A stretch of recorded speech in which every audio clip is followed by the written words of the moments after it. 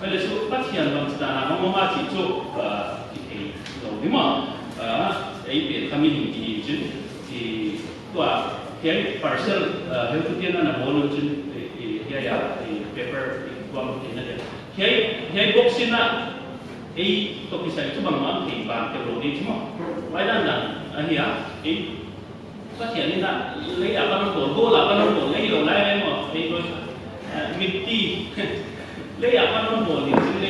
lấy vui sẽ có hại quả nó chỉ cái biết lấy gì lâu lại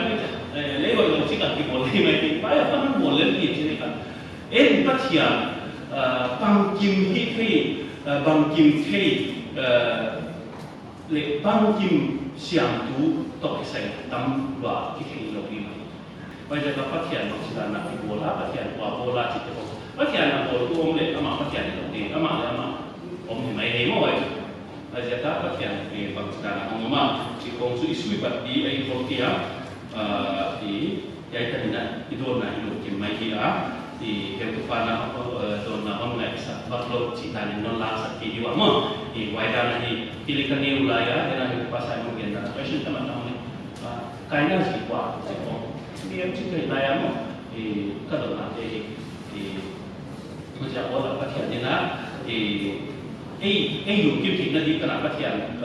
thum nana ya pasien tu luk kim ting nanti kena atur nanti sih lagi mo baik di tekong ya we're second and fourth friends in the beginning friend lo mama di Facebook ada di friend way di friend pe mau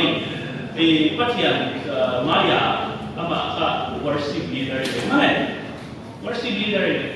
tu ni mama, ahi, ama archangel lah, dah imam.